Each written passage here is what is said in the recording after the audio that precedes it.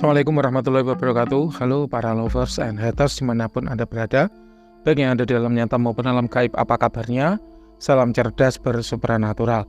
Berjumpa kembali dengan Mbak Wira, Guru Besar Padepokan Sengkelat, Rajanya Asimat. Hari ini Rabu ya, 3 April 2024. Mbak Wira sedang melayani klien nomor 1943 ya. Mbah, kok akhir-akhir ini terawangan jarang muncul ya? Betul, memang ada dua hal yang menyebabkan terawangan jarang ada ya akhir-akhir ini. Yang pertama yaitu kondisi Mbak Wira yang repot ya, urusan kantor, kemudian lapar, lemes ya, ngantuk, itu karena efek puasa ya. Kemudian yang kedua, banyaknya klien-klien yang mengambil paket terawangan hemat ya, sehingga untuk audio kemudian jadi berkurang gitu. Baik, langsung saja untuk klien kita kali ini ada dua orang ya. Kita mulai dari yang bapaknya dulu, yang laki-laki dulu. Untuk terawan badan akan kita bagi menjadi 4 bab. Yang pertama kita bicara energi ya Pak ya. Untuk energi manusia dapat dikelompokkan menjadi 3. Yang pertama itu ada orang-orang yang energinya rendah. Siapa itu? Yaitu mereka yang sedang sakit, baik medis maupun non medis. Nah, biasanya kan suka ada tuh orang-orang yang merasa, "Mbah, aku itu disantet temanku, mbah, aku itu dikirimi guna-guna sama rekan kerjaku, mbah, aku itu dikirimi jin negatif sama bawahanku," dan sebagainya. Kan suka ada tuh orang-orang yang berpikir seperti itu. Nah, fungsi dari pemeriksaan ini adalah untuk memberikan keyakinan ya, jawaban pada Anda apakah diri Anda itu memang terkena gangguan magic atau tidak. Kok Mbak Wira tahu dari mana? Ada indikatornya Pak. Apabila seorang itu terkena gangguan magic, maka energi tubuhnya itu ada 2 opsi. Yang pertama itu rendah, yang kedua itu tidak stabil. Apabila di tubuh seseorang ditemukan kedua ciri-ciri tersebut, maka fix ya 99% memang orang tersebut terkena gangguan magic. Namun apabila di tubuh seseorang tidak ditemukan indikator-indikator tersebut, maka ya insya Allah aman Sulaiman, tidak ada masalah gitu ya. Nah, untuk bapaknya ini ya, bapak nomor 1943 ini, kalau menurut Mbak Wira energi tubuhnya itu bagus dan stabil ya, jadi tidak rendah juga tidak naik turun, sehingga hal ini memberikan keyakinan pada Mbak Wira bahwa klien 1943 aman ya, tidak ada gangguan magic yang mengenai dirinya. Yang kedua yaitu orang-orang yang energinya tinggi Pak. Siapa itu orang-orang yang energinya tinggi? Ada 2 macam. Yang pertama orang yang gemar tirakat, yang kedua adalah orang yang punya kodam di dalam badannya. Karena lagi-lagi kan suka ada kasus-kasus seperti itu, kayak, "Mbah, aku udah tirakat panjang, bagaimana kondisi keilmuanku sekarang, apakah sudah menyatu dengan diriku atau belum?" Nah, itu dilihatnya dari ini, apakah energi tubuhnya itu tinggi atau tidak, atau tinggi atau biasa.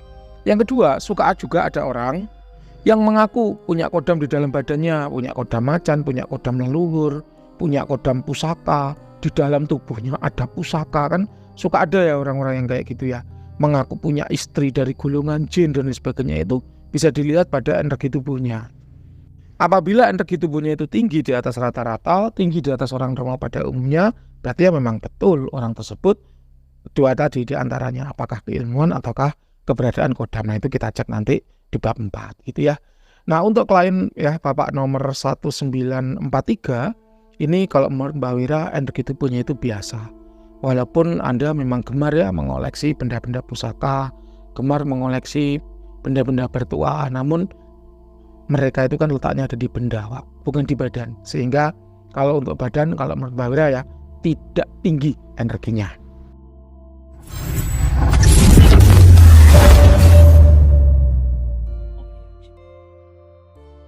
Mbak Wira coba menelusuri ya, apakah ada jejak energi keilmuan pada diri Anda, tapi kok menurut Mbak Wira tidak ada.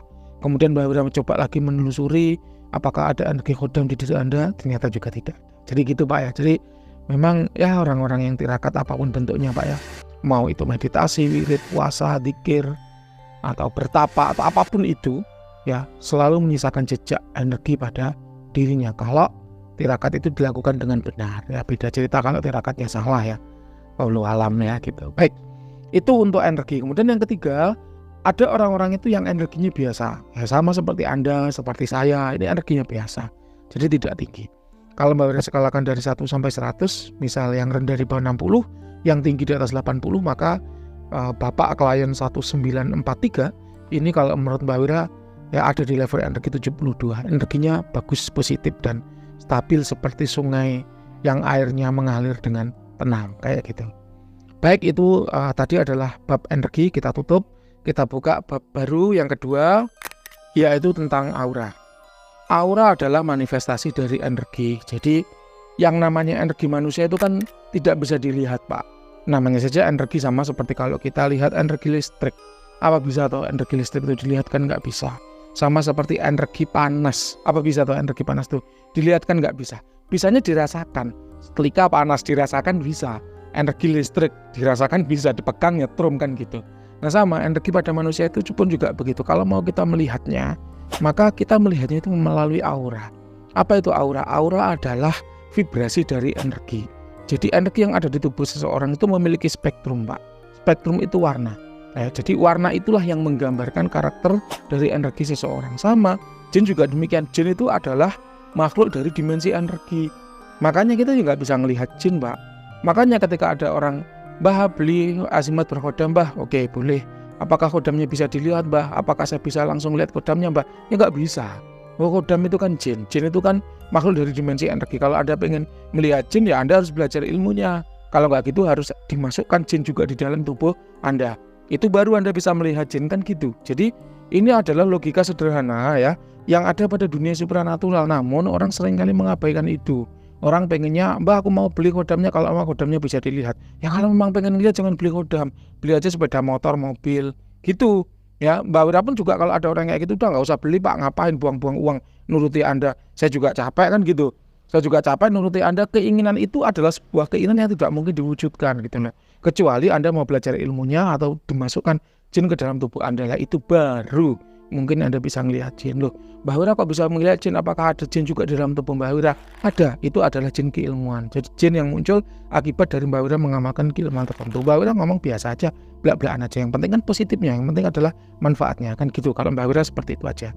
Nah, untuk kita kembali ya ke bapak-bapak klien nomor 1943. Jadi aura dari klien berikut adalah biru kemerahan ya, biru tapi ada semburat merah. Biru adalah aura pengajian yang bagus. Biasanya orang-orang yang memiliki aura biru ini adalah orang-orang yang human relation. Jadi sering berhubungan dengan orang lain. Contohnya sales, marketing, HRD, kemudian influencer ya. Kemudian apalagi makelar, kemudian duta besar ya, menteri, DPRD termasuk lurah, camat, ya, orang-orang yang memang sering berhubungan dengan orang lain dalam profesinya. Itu seringkali memang memiliki aura yang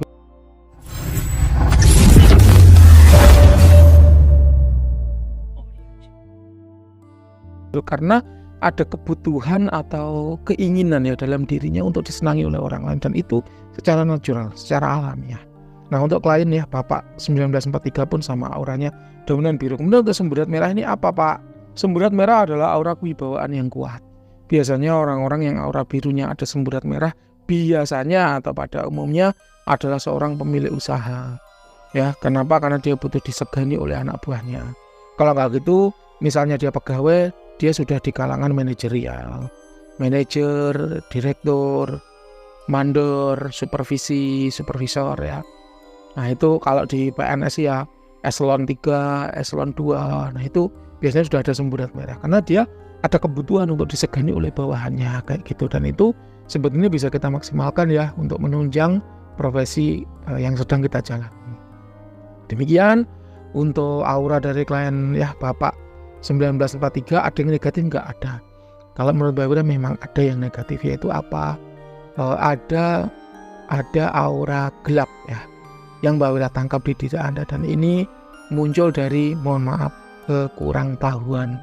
Hati-hati ketika Anda mengamalkan ilmu yang tidak jelas sumbernya, ketika Anda mengkoleksi benda-benda pusaka yang tidak jelas fungsinya, itu bisa menyebabkan aura menjadi suram. Dan hal itu juga lah yang Mbak Wira tangkap pada diri Anda.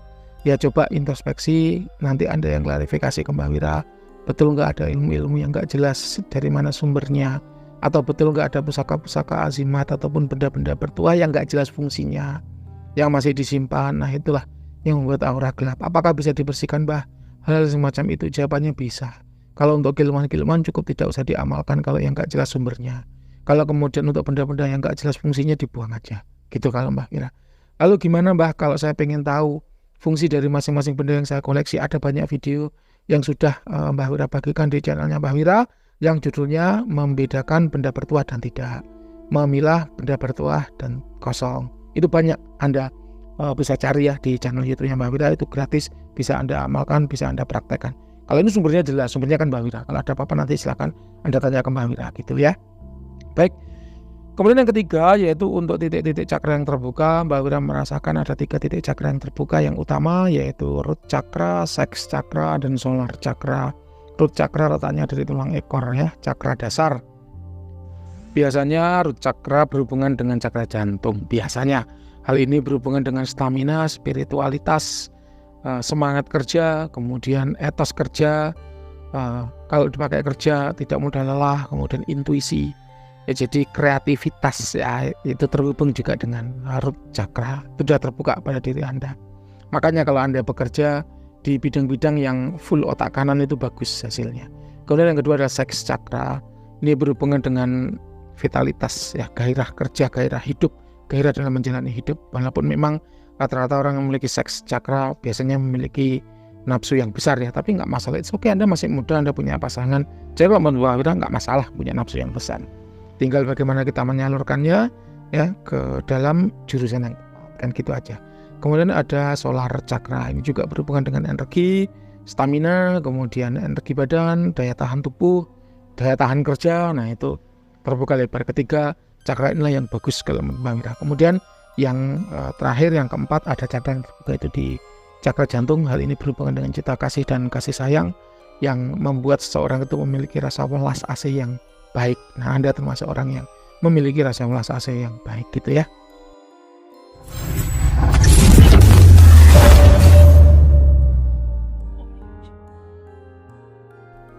Kemudian yang terakhir kita bicara masalah khodam badan. Ya, khodam badan adalah khodam yang benar-benar berada di badan, dibonding dengan badan.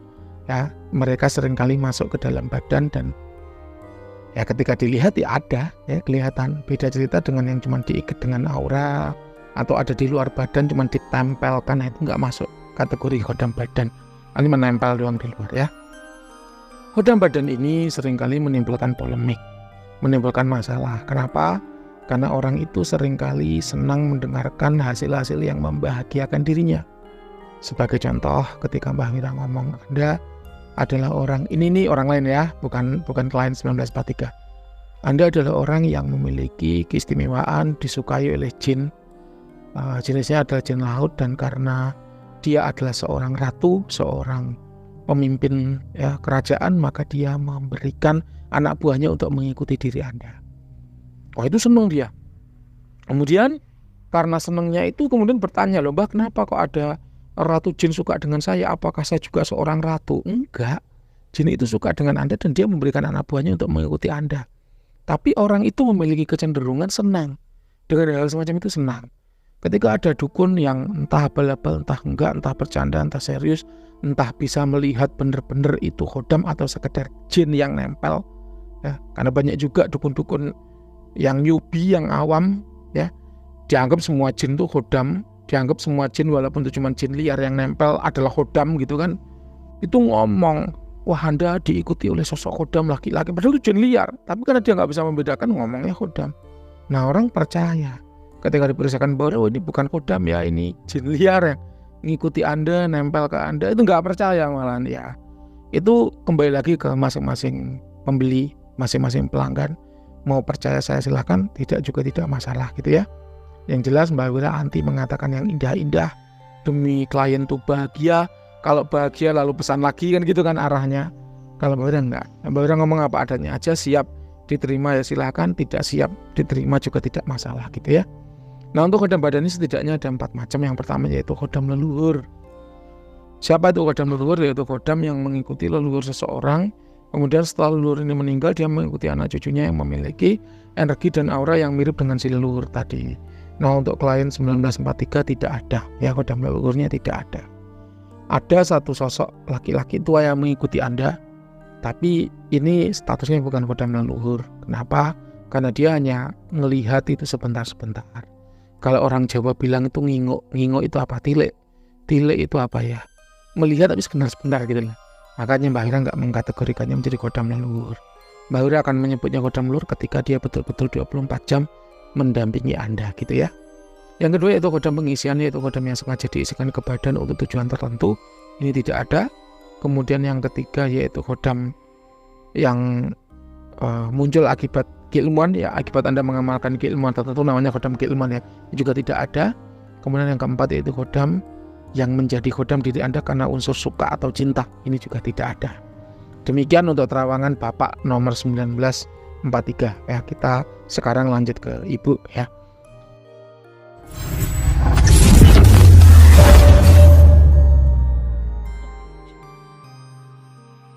Untuk Ibu temanya sama Bu ya. Poin-poin yang Mbak Wira bahas sama 4 hal tadi. Yang pertama kita bicara energi. Untuk Ibu sama energinya sedang ya Bu ya, tidak tinggi tidak rendah. Kenapa? Karena Mbak Wira tidak menemukan ada jejak energi keilmuan di diri Anda. Juga Mbak Wira tidak menemukan keberadaan khodam di diri Anda. Sehingga untuk energi ini sedang atau biasa. Kalau Mbak Wira skalakan dari 1 sampai 100, itu kira-kira ada di level 76. Memang untuk Ibu energinya lebih bagus daripada Bapak. Kenapa? Karena Ibu memiliki sifat masa bodoh ya, dengan hal-hal yang berbau spiritual atau supernatural apabila tidak memberikan fungsi yang jelas. Sehingga tidak seperti Bapak yang banyak mencoba-coba. Kalau Ibu ini cenderung orang yang lebih lurus. Maka dari itu untuk energi dan auranya lebih bagus daripada Bapak gitu ya. Yang penting Bapak Ibu ya, aura itu atau energi itu nggak penting tinggi, nggak penting rendah, nggak penting sedang.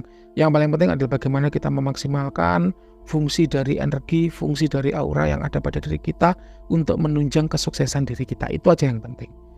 Kemudian untuk aura, Ibu ini jelas ya, biru jelas ya, biru banget. Ini sama adalah aura-aura pengasihan yang kuat. Kemudian kalau untuk Ibu nggak ada semburat merahnya karena Ibu memang tidak membutuhkan unsur kewibawaan ya, yang membutuhkan memang hanya unsur pengasihan yang dominan. Kemudian kalau untuk titik cakra yang terbuka, Mbak Wira merasakan yang sama dengan Bapak tadi. Solar cakranya bagus, seks cakranya bagus, kemudian root cakranya bagus, cakra jantungnya bagus, dan Ibu ini memiliki kreativitas yang lebih baik ya dibanding dengan Bapak kayak gitu tadi. Kemudian yang terakhir yaitu keberadaan khodam badan. Untuk khodam leluhur tidak ada, khodam keilmuan tidak ada, khodam pengisian tidak ada, dan khodam yang menjadi khodam diri Anda karena suka atau cinta juga tidak ada. Karena memang ada ya beberapa orang itu yang memiliki khodam karena unsur suka atau cinta, disukai jin atau dicintai jin, dan itu dampak negatifnya banyak. Kalau boleh terus terang, dampak negatifnya banyak. Lalu bagaimana Mbak mengatasinya? Udah pernah juga ya Mbak Wira bahas di YouTube-nya Mbak Wira ya, cara mengatasi atau menjauhkan jin negatif yang nempel ke badan. Itu bisa dipraktekkan. Baik Bapak Ibu semua, demikian yang bisa Mbak Wira sampaikan. Silakan kalau ada yang kurang jelas boleh ditanyakan. Semoga bermanfaat. Assalamualaikum warahmatullahi wabarakatuh.